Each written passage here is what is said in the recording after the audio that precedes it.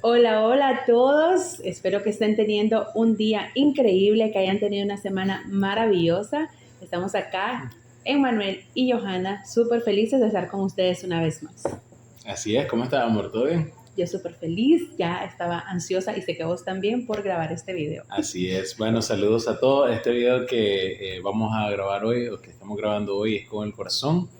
El tema es súper interesante y es algo que creemos les va a llamar la atención y les va a gustar a todos. Correcto, a mí me encanta y si están mis amigos viendo este video me van a dar la razón. Las redes sociales, ¿verdad? Ujú. Instagram, Pinterest. Y hay una frase que me he topado muchas veces y estoy segura que ustedes también, y hasta probablemente la han compartido, no sé si vos la has visto también, mi amor, Claro. que dice, la mejor religión es ser buena persona. Y Ujú. probablemente cuando ustedes la han visto o si ustedes la han compartido, no lo toman como algo tan profundo o le dan un peso súper importante, ¿verdad? Pero pueden haber personas que sí le den una gran importancia a esta frase. Así es, y quizás ustedes no han pensado tan profundo sobre esta frase, pero es importante porque una vez que la analizamos nos damos cuenta que lo que nos está diciendo la frase, amor, al decir la mejor religión es ser buena persona, básicamente no está diciendo que ser buena persona o tener una moral, ¿verdad?, muy alta sea en sí una religión, sino que lo que está diciendo es que la moral muy alta o ser buena persona desplaza y hace ineficaces a todas las demás religiones. Entonces, si pensamos de esa manera, estamos hablando de algo bastante profundo. Correcto. Y esa frase anda por todo Internet. Así es. Entonces, esa frase es lo que nos tiene hablando del tema de hoy. ¿Somos buenas personas lo suficiente para no necesitar fe o no necesitar religión?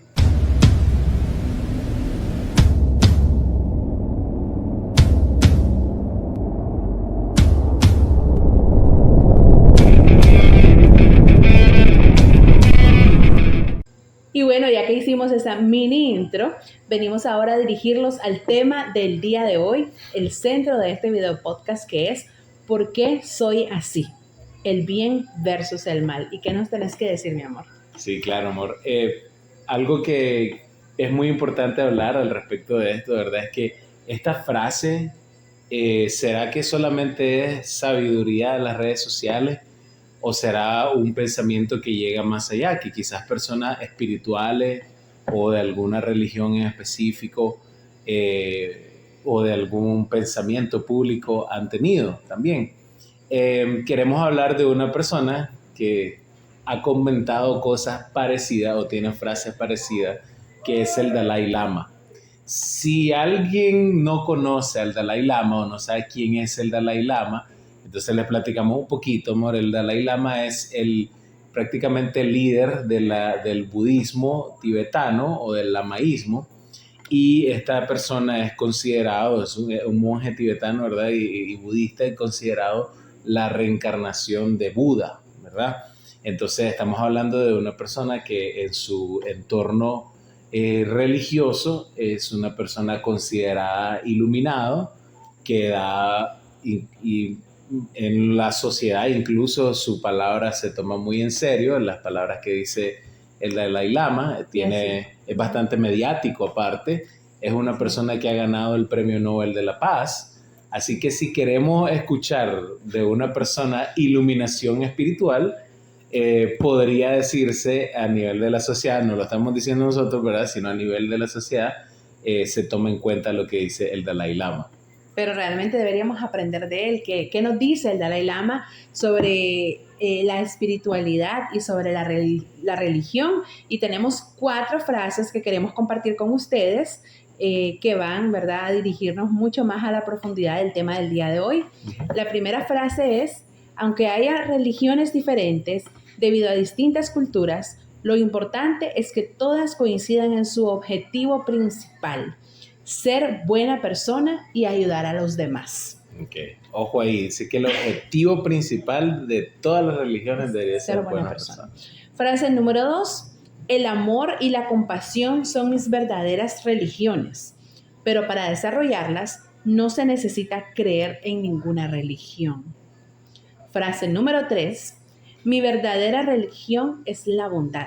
Si la practicamos en nuestra vida, no importa si sabemos mucho o poco, o si creemos en la próxima vida o no, en Dios o en Buda. En nuestra vida cotidiana tenemos que ser pasivos. Ese es el mensaje, el pasaje a la luz. Y la frase número 4 es: las raíces de todo bien yacen en el hecho de apreciar el bien en sí mismos. Esta frase sobre todo me impacta bastante, o sea, lo que dice me llama mucho la atención porque dice que las raíces de todo bien yace en el apreciar, en el hecho de apreciar el bien en sí mismo. O sea, él está diciéndonos que para buscar el bien, para actuar de una manera moral, tenemos que ver dentro de nosotros mismos.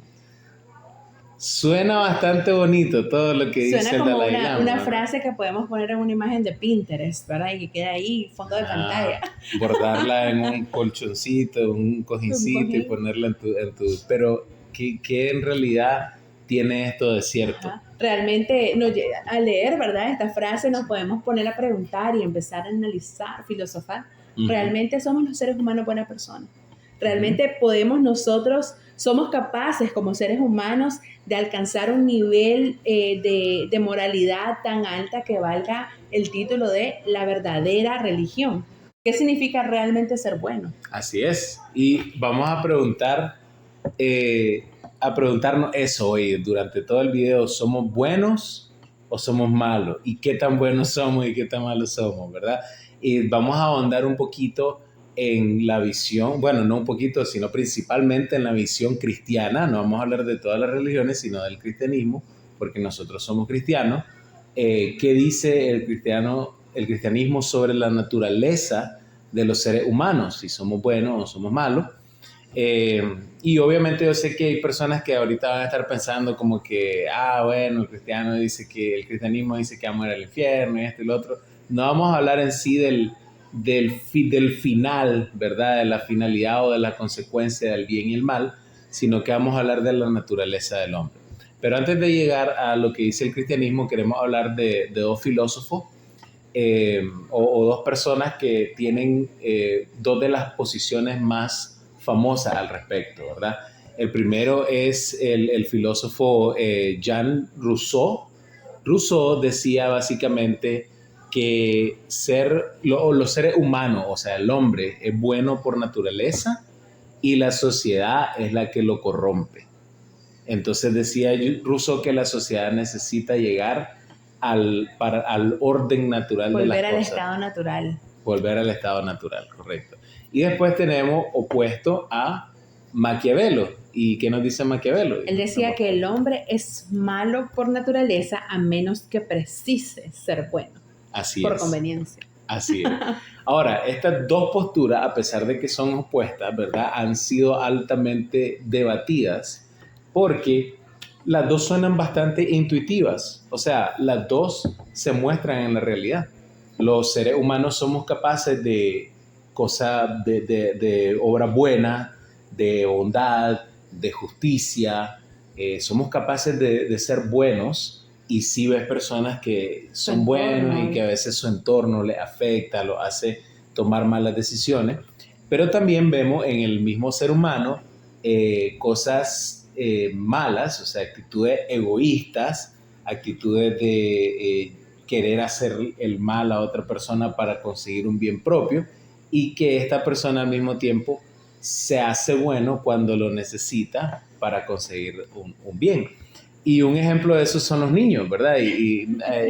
Johanny y yo estábamos platicando porque tenemos un niño de 4 años y hace poco nos pasó algo, ¿verdad, amor? Fue súper chistoso porque yo siempre con el niño, pues como él es muy apegado conmigo en el sentido de que él me dice que yo soy su princesa, él me cuida, me llena de mucho amor, entonces él siempre trata de protegerme. Y un día nosotros le hacemos a él algo de ponerlo a prueba, ¿verdad? Entonces Emmanuel estaba cerrando el portón de la casa y yo agarré la billetera de él y saqué un billete de 500 córdobas y me lo guardé en la camisa. El niño cuando me vio hacer eso me dijo, no, no, mami, no lo hagas. Pero yo le dije, "Shh, calladito". Y cuando vino Emmanuel, yo le dije, pregúntale si te falta dinero. Entonces hicimos todo, ¿verdad? Ahí el escenario y el niño le dijo, no sé qué pasó. Y le dice, Emmanuel, ¿qué es lo que pasó con el dinero? ¿Qué se hizo? Y el niño le empezó a inventar una serie de historias. Le dijo que por mucho sol se había quemado y desaparecido el billete. ¿Qué más te dijo? O que vino un ladrón y Que se lo vino un había ladrón y se robado. lo había llevado todo por protegerme a mí. Y es un niño que tiene 4 años, que no habla cosas que, o sea, está todavía en la etapa en la que nosotros entendemos solamente la mayoría de las cosas que dice, pero él se inventó toda una historia para protegerme a mí. Empezó a mentir, a mentira tras mentira, hasta que al final ya no pudo más y tuvo que confesar la verdad. Y nosotros le dijimos, ajá, estabas a prueba. Sí, bueno, la finalidad era enseñarle que él tiene que decir la verdad sin importar la circunstancia, ¿verdad? Correcto. Pero lo que podemos ver ahí es que él obviamente tenía un, una razón que era proteger a la mamá, pero al mismo tiempo estaba obrando de una manera incorrecta que él sabía que era incorrecta y que estaba perjudicando a mí, digamos, en cierto modo. Entonces él optó por la que le beneficiaba, por la que él tenía más agrado, ¿verdad? Entonces vemos desde un niño pequeño, como es nuestro hijo de 4 años, existe la capacidad de tanto de obrar bien como de obrar de una mala manera y actuar bien cuando queremos alcanzar un beneficio, ¿verdad? Correcto. A ver, y entonces siempre cuando vemos estas cosas así pequeñas, vale mucho y creo que es muy importante empezarnos a preguntarnos a nosotros mismos qué pasa entonces, despertar esa curiosidad, ¿verdad? ¿Será que entonces nosotros somos buenos, pero el sistema nos corrompe? ¿O será que somos malos por naturaleza y somos guiados hacia el egoísmo? ¿O somos buenos porque simplemente nos da un resultado positivo y nos favorece a nosotros? ¿O somos un poquito de cada uno? Así es, muy interesante. Vamos a hablar entonces de qué nos dice la teología, la cosmovisión cristiana al respecto. Si nos dice que si somos buenas personas o no, o qué nos dice sobre la naturaleza del hombre. Y para eso vamos a hablar de una persona que fue uno de los apóstoles del Señor, ¿verdad? Considerado uno de los apóstoles del Señor, que es Pablo, que es una persona que escribió una gran cantidad de cartas y de textos que están incluidos en el Nuevo Testamento. Y Pablo nos dejó a lo largo de todas sus cartas bastante joyas, bastantes puntos distintos que hablan sobre el bien, sobre la moral y sobre la naturaleza del ser humano. Entonces queremos leer eh, un poco sobre eso y Pablo resalta 2 leyes. Y vamos a usar esa palabra, ¿verdad? Que vamos a estar usando más adelante. Él resalta 2 leyes que tienen una consecuencia o una incidencia en la moral del hombre. Y la primera la encontramos en la carta a los romanos, en el capítulo 2, versículos 14 y 15. Correcto, y vamos a leer, ¿verdad? Una versión un poco diferente, es la versión Dios habla hoy, por si notan, ¿verdad? Que está un poco diferente tal vez a los que tienen una Biblia. Y dice estos versículos, porque cuando los que no son judíos ni tienen la ley hacen por naturaleza lo que la ley manda, ellos mismos son su propia ley, pues muestran por su conducta que llevan la ley escrita en el corazón. Su propia conciencia lo comprueba y sus propios pensamientos los acusarán o los defenderán. Así es. Entonces, vemos, amor, que estos versículos son tan profundos, ¿verdad? Porque lo que nos está diciendo, lo que nos está revelando ahí Pablo, es que todos los seres humanos, sin excepción, tenemos una brújula moral, ¿verdad? Que él le llama la ley de Dios que está en sus corazones, ¿verdad? En nuestros corazones.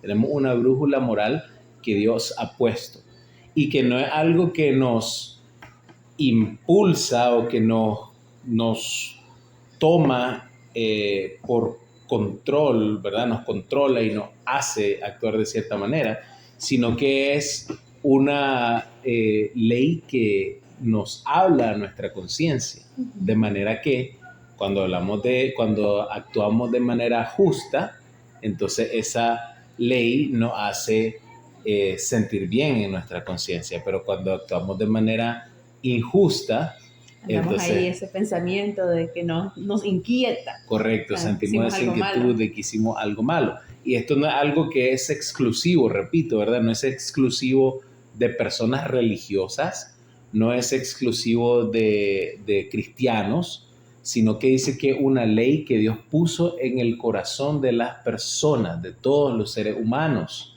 Y todos los seres humanos son capaces de percibir en su conciencia, incluso los que son ateos, amor, incluso las personas que no creen en Dios, son capaces de percibir la ley que Dios puso en los corazones de ellos para que en su conciencia distingan el bien y el mal. Obviamente hay un propósito en eso y de eso a creer en Dios y de obedecer a Dios hay un largo trecho, pero Dios puso como esa espinita en el corazón del hombre para buscar el bien. Por eso es que, por ejemplo, vemos las injusticias. Y actuamos.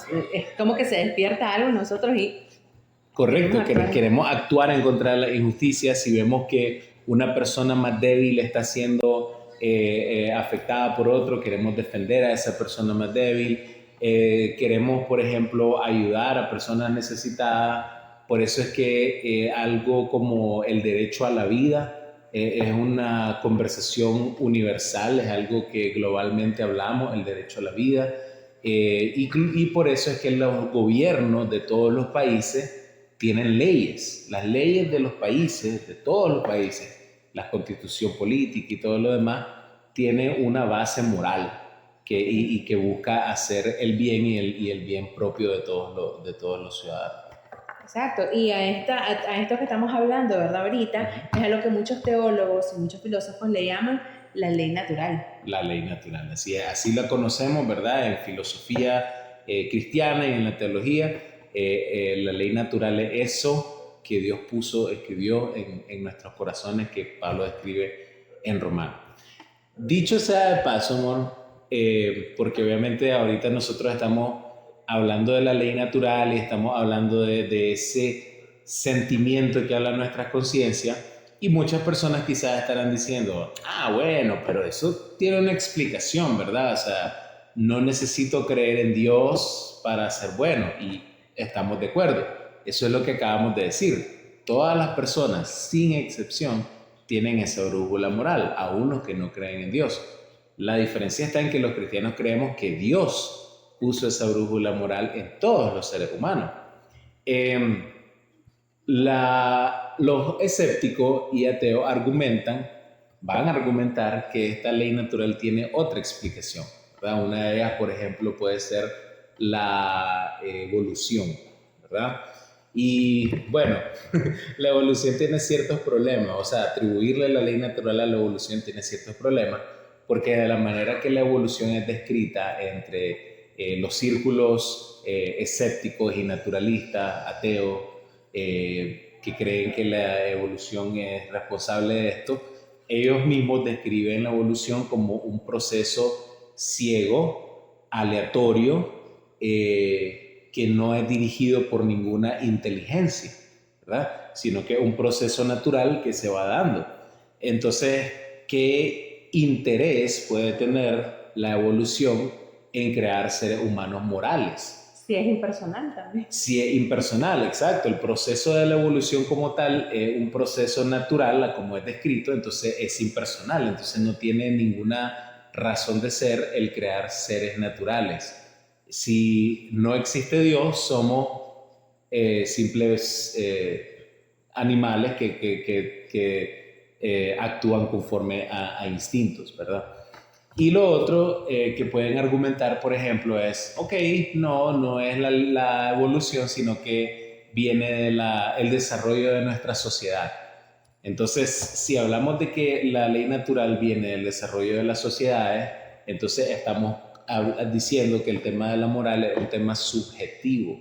Y entonces estamos diciendo que cada sociedad va a tener su moral distinta, o incluso cada persona, cada individuo va a tener una moral distinta conforme vaya progresando. Correcto. Y también, ¿verdad? Retomando un poco sobre que actuamos simplemente por pura química, ¿cómo podríamos entonces juzgar o decir que una persona está cometiendo un mal, una persona que roba, una persona que lastima a los demás, si simplemente está actuando fuera de su voluntad, simplemente por los químicos que hay en su cuerpo, en su cerebro? Exacto, ¿verdad? Cuando hablamos del tema de que si viene de la evolución, un criminal no podría ser juzgado, porque diríamos entonces, bueno, es que esta persona está actuando conforme a las interacciones químicas que están en su cerebro. O podríamos decir de un violador, ¿verdad? Es que esta persona está actuando según el desarrollo evolutivo que tuvo. Pero sabemos que no es así. Sabemos que el derecho a la vida, los derechos humanos, la justicia son conceptos objetivos y universales, y por eso mismo también decimos que la moral no puede ser subjetiva. Correcto. Y hablando ya luego, ¿verdad? Sobre si hablamos un poco más del desarrollo de la sociedad, ¿verdad? ¿Cómo podemos ver eso, ¿verdad? Una pregunta aquí que quiero lanzar, ¿verdad? ¿Qué pasa entonces con las diferentes culturas que tienen diferentes prácticas a las nuestras, y que tal vez yo que vivo en Nicaragua esto no es visto de esa misma manera?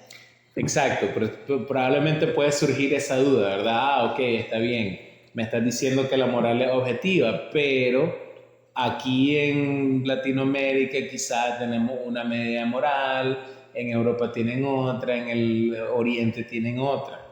Entonces ahí lo que sucede es que hay una confusión de la aplicación de la moral y la moral como tal. O sea, existen prácticas que las personas de otros países consideran morales, pero que tienen una base en moral objetiva.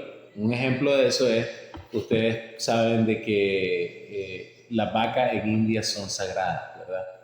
Y vos sabes, amor, por qué son consideradas sagradas las vacas en India. Sí, claro, porque tienen, ¿verdad?, la creencia de que estas tienen a sus antepasados, se encuentran los espíritus de sus antepasados. Correcto, o sea, ellos creen en parte de su religión, ¿verdad? Creen en la reencarnación y el karma y todo eso.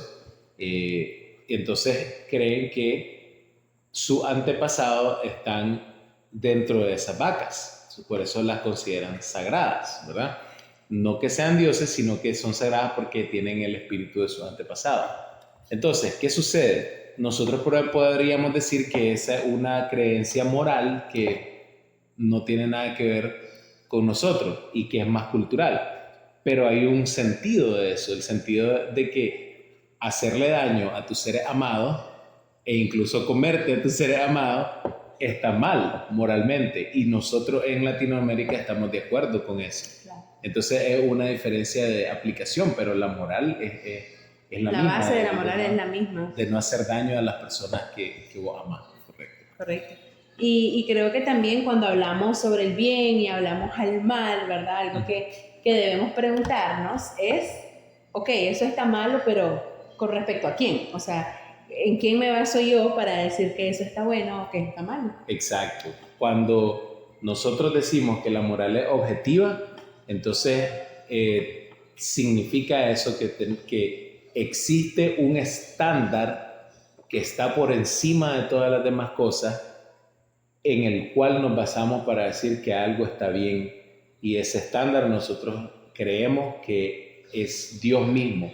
Si Dios no existe, entonces no existe la moral objetiva, ¿verdad? Y eso es lo que queremos hacer una pequeña aclaración que la vamos a extender un poco en la segunda parte de este video.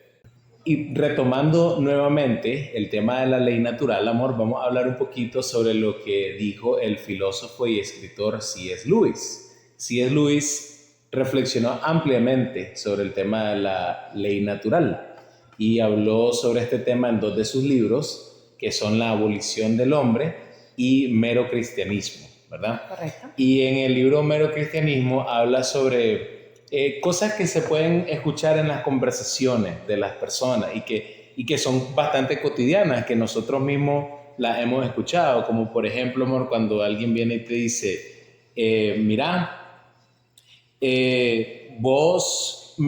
te di a vos parte de mi naranja, ¿verdad? De mi fruta, ahora vos me tenés que compartir a mí. O si alguien te dice también, ¿te gustaría que te hicieran lo mismo? Ajá, exacto. O cuando alguien está molestando a otra persona y le dicen, mira, ¿por qué le estás haciendo eso si él no te ha hecho nada a vos? ¿Verdad? Y hay un sentido de justicia. O ¿por qué te tomaste mi lugar si yo estaba sentado ahí? O no te me metas en la fila. Ah, no te metas en la fila. Mire, muy común acá en Nicaragua, ¿verdad? Se mete alguien en la fila y dice, oye, aquí estamos haciendo fila, señores. No sé qué. Entonces lo que decía C.S. Lewis es que normalmente en en estos escenarios, en estas situaciones, amor, no hay una respuesta de las personas así como de que vayan a decir, yo no sigo esa regla, sino que hay un entendimiento entre ambas personas, el que le dice, oye, te me estás metiendo en la fila, y la persona que lo está haciendo, hay un entendimiento de que existe un tipo de ley a la cual, o reglas del juego por la cual los dos deberían estar siendo dirigidos. Correcto. Ya las personas, cuando usamos esa frase, damos por sentado que la otra persona también se rige bajo esta misma norma. Exacto. Y podríamos decir obviamente que hay civismo, ¿verdad? Pero no encontramos por lo general, ¿verdad? Personas que digan, eso a mí no me interesa, esa regla, yo no me rijo por esa regla, sino que lo más común es que las personas traten de justificarse. Por ejemplo, mira, yo te di de mi naranja y vos no me estás dando a mí.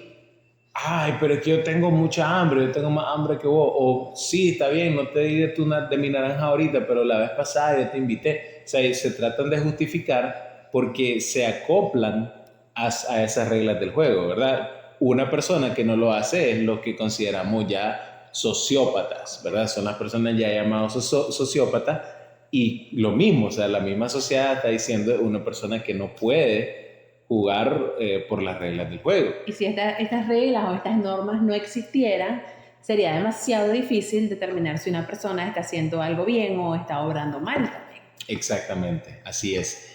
Ahora, Luis, hay una objeción que él aborda en estos libros también, y es que las personas lo que hablábamos hace rato, ¿verdad? Que las personas que dicen que existen diferentes culturas con diferentes normas, pero él hace en su libro de la abolición del hombre, hace una recopilación de reglas morales o de instrucciones que tenían diferentes culturas en diferentes tiempos. O sea, él analizó la cultura griega, todas las civilizaciones antiguas y llegó a la conclusión de que hay grandes similitudes entre las culturas antiguas y las culturas de nuestros tiempos, sin importar la zona geográfica y sin importar la era, ¿verdad? Siempre hay una gran correlación en cuanto al tema de la moral, en cuanto a lo que es bueno y lo que es malo. Y él nos describía... nos invita a ver, a visionar una civilización de una manera muy específica y muy interesante, ¿verdad? Así es, entonces quiero que Johanna lea ahora esa parte de su libro donde él no habla de cómo sería imaginarse un país o en un lugar donde no se siguen esas reglas morales. Dice la frase, piénsese en un país en el que la gente fuese admirada por huir en la batalla o en el que un hombre se sintiera orgulloso de traicionar a toda la gente que ha sido más bondadosa con él. Lo mismo daría imaginar un país en el que 2 y 2 sumara 5. Así es. O sea, la valentía ha sido elogiada por todas las culturas y por todos los tiempos, y la cobardía no es elogiada. El cuidar a las personas que nos aman, el cuidar a nuestros familiares, a las personas que nos rodean, ha sido bien visto. y traicionar a esas personas, traicionar a las personas que nos aman, traicionar a las personas que nos hacen bien, ha sido mal visto siempre. Entonces, eso nos habla de que existe una medida objetiva, un estándar objetivo y universal de la moral. Y ese es el punto que hace C.S. Lewis en esa parte. Entonces, obviamente, cuando una persona niega la existencia de la moral objetiva para hacer su voluntad, va a cambiar de opinión cuando esta persona se ve afectada. O sea, si una persona dice, no, la moral objetiva no existe, ¿verdad? Y entonces yo, pongamos, amor, le debo dinero a esa persona, entonces yo le digo, bueno, está bien, si no crees en la moral objetiva, ya no te voy a pagar el dinero que te debo. Entonces la respuesta de esta persona va a ser, no, es que eso no es justo, es que eso no sería decente, eso no sería ético, ¿verdad? Entonces yo le diría, bueno, eso es a tu opinión, no a la mía, ¿verdad? Porque es una moral subjetiva. Sin embargo, sabemos que existe la moral objetiva, por esta razón. Y también si tenemos esa ley natural, ¿verdad? ¿Cómo es entonces que somos capaces de hacer tantas cosas malas? Y vamos a retomar nuevamente, ¿verdad? Lo que Pablo nos explica en las Escrituras sobre una segunda ley que combate con la primera ley, ¿verdad? La primera ley que vimos, la ley natural. Hay una segunda ley que combate con la ley natural en nuestros cuerpos. Así es. Nosotros le hablábamos de que Pablo expresaba en la Escritura dos leyes, ¿verdad? Y hablamos de la primera ley, que es la ley natural, que es esa huella de Dios que nos funciona como una brújula moral, que nos impulsa y habla nuestras conciencias para hacer el bien. Pero hay otra ley que forma una suerte de dicotomía moral dentro de nosotros mismos. Que está escrita en esta parte de la Escritura. Correcto. Y vamos a leer ahorita, ¿verdad? Lo que dice acá, ¿verdad? Vamos a leer los versículos 21, 22 y 23 hasta el 24.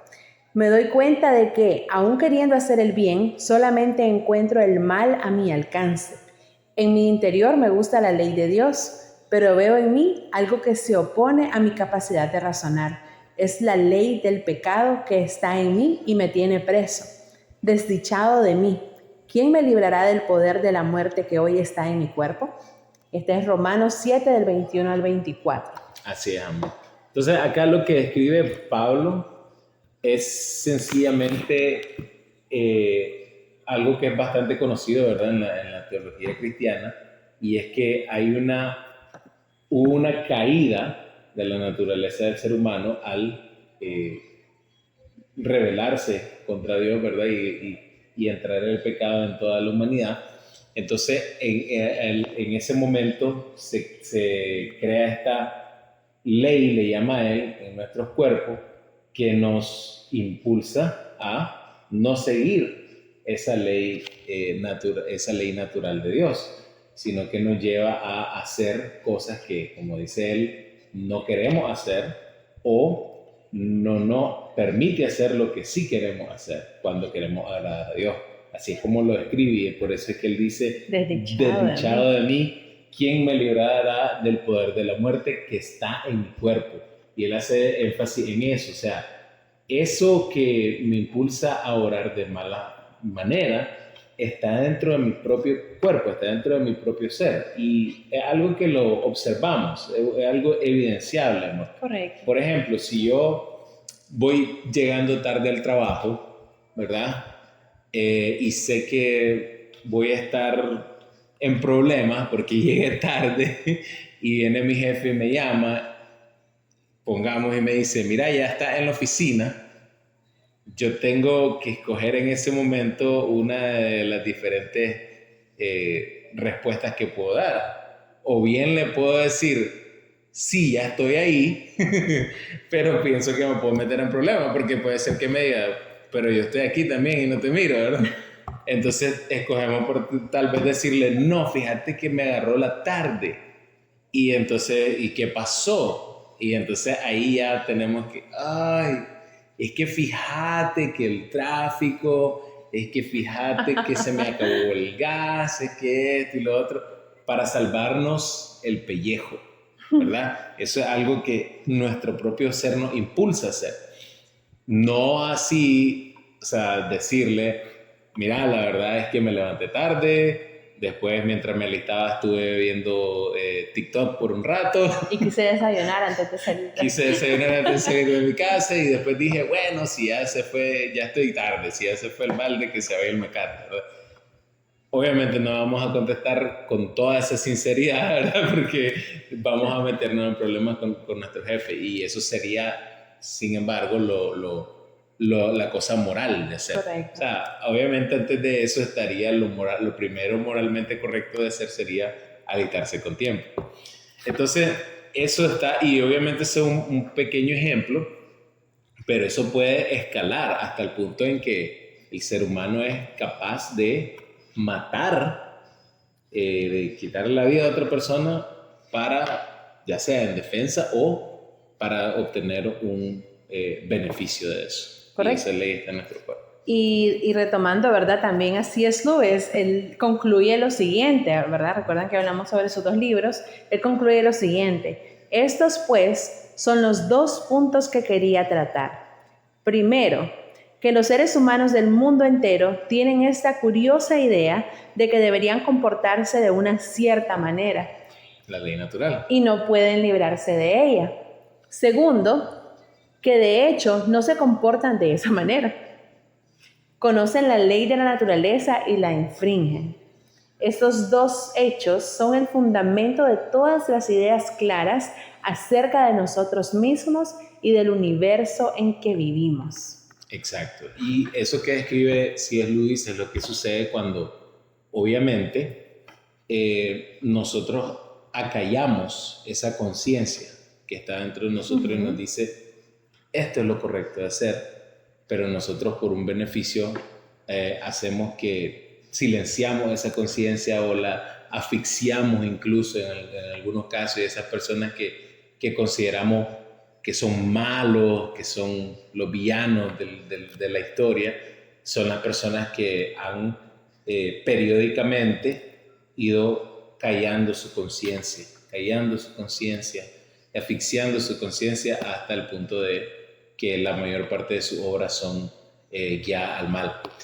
Sin embargo, nos damos cuenta en esto, ¿verdad? Cuando analizamos la naturaleza del hombre según las escrituras, según la creencia cristiana, nos damos cuenta que todos los seres humanos constantemente estamos fallándole al blanco. O sea, no estamos llegando a la estatura que debemos llegar.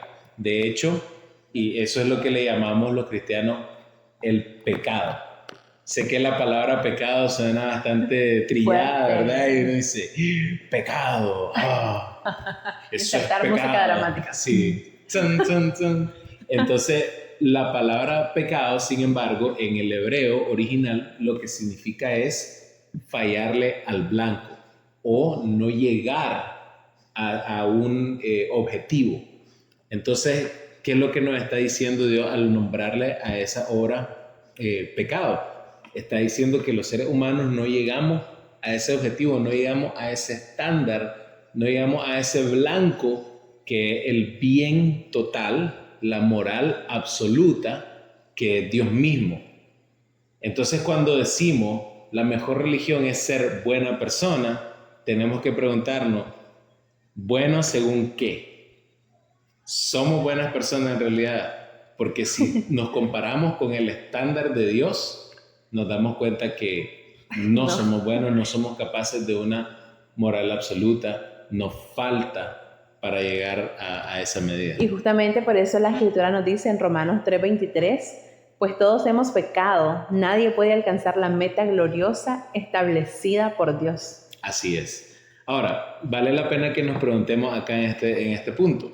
Si en efecto no soy buena persona, si todo el tiempo estoy luchando para poder mejorar, para poder llegar a un mayor nivel de moral, entonces, ¿tiene alguna relevancia para mi vida lo que yo crea, la fe que yo confieso?